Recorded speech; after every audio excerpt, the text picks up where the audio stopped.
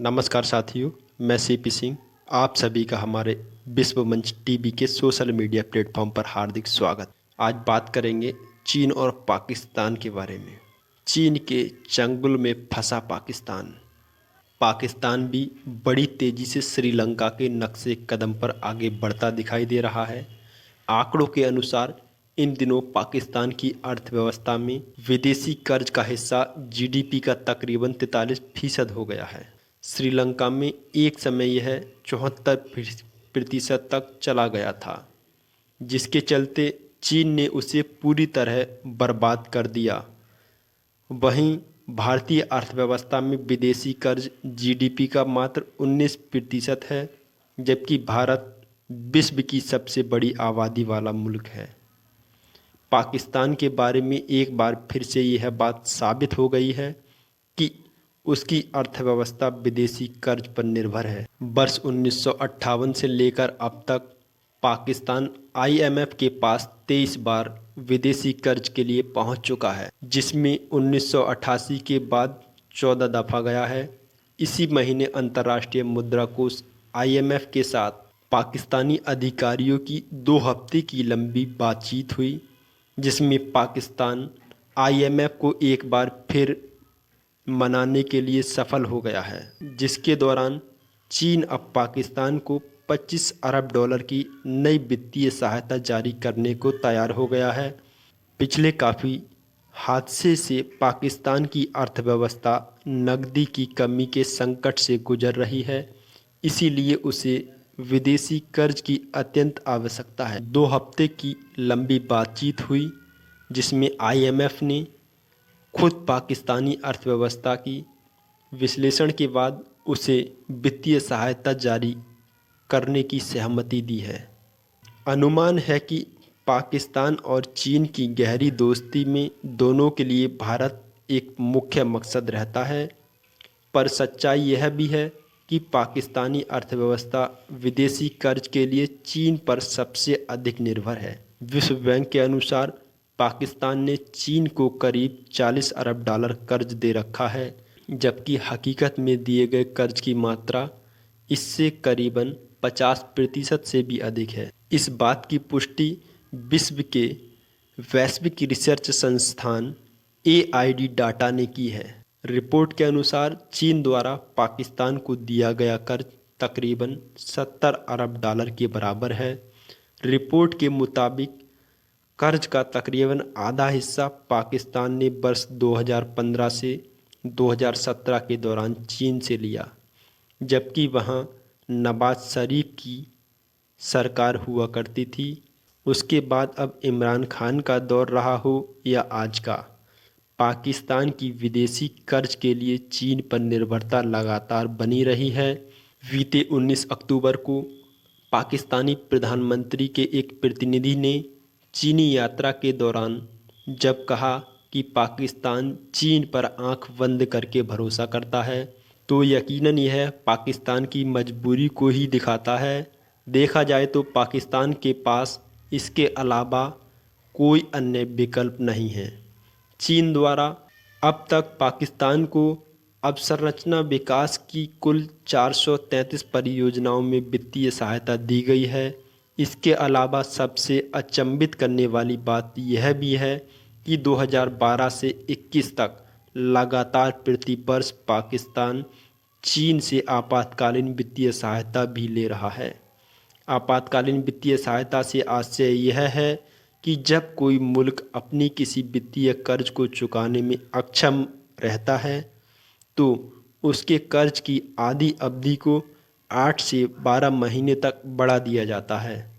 चीन अपनी राजनीति महत्वाकांक्षाओं के चलते पिछले कई दशक से विश्व के ऐसे छोटे मुल्कों को अपनी तरफ आकर्षित कर रहा है जिनकी आर्थिक स्थिति मजबूत नहीं है। चीन उन्हें अवसंरचना विकास के मद्देनज़र कर्ज उपलब्ध कराता रहा है।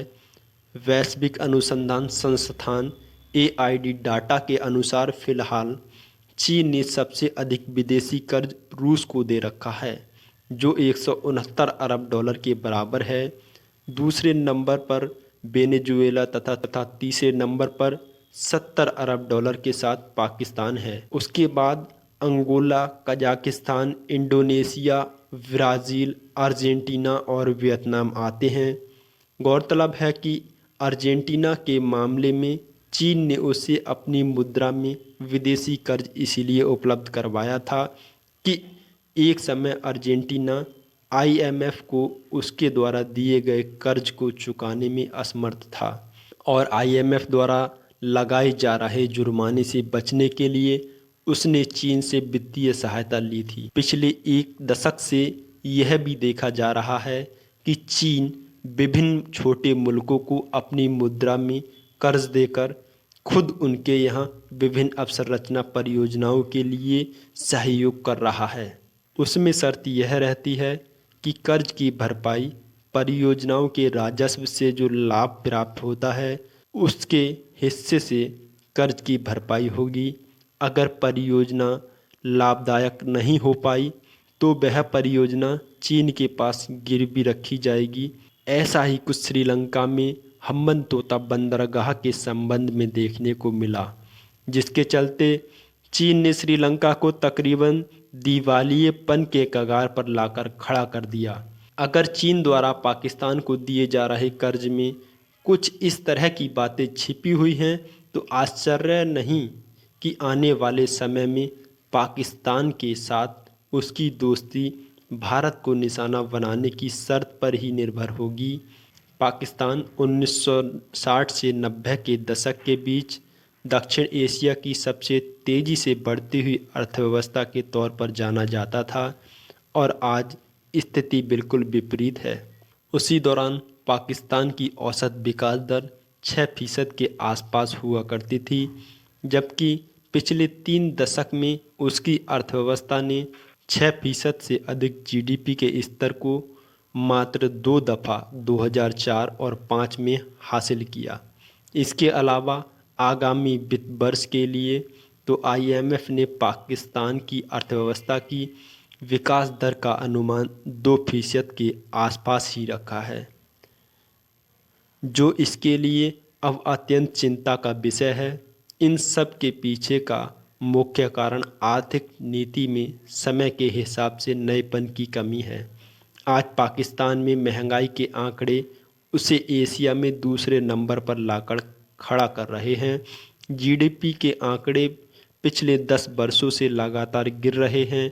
निर्यात में प्रतिवर्ष 8 से 10% की वृद्धि दर्ज हो रही है और 80 के दशक के बाद से इसमें अब तक कुल 3 गुना वृद्धि ही दर्ज हुई है, जो बहुत कम है।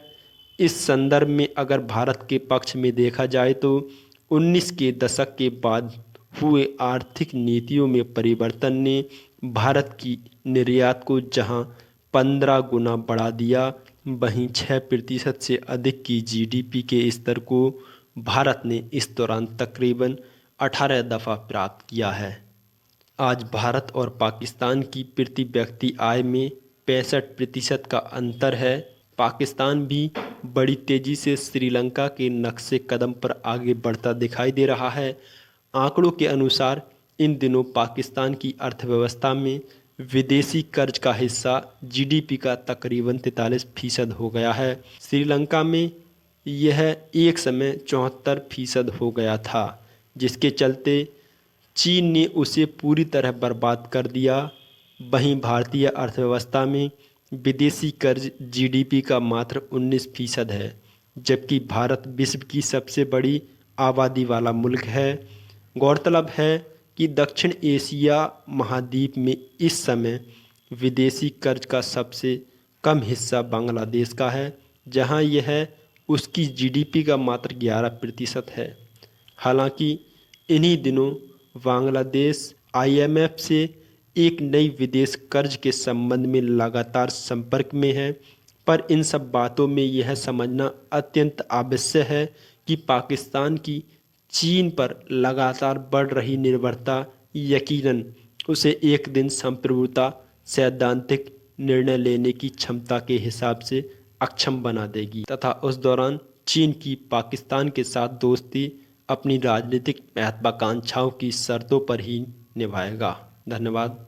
आपको ये जानकारी कैसी लगी कमेंट बॉक्स में ज़रूर बताएं। यह जानकारी जनसत्ता के संपादकीय पेज से ली गई है।